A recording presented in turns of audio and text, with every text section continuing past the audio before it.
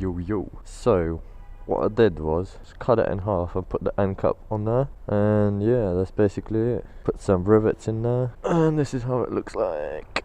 Pretty sure it's 9 inches. This is how it sounds like.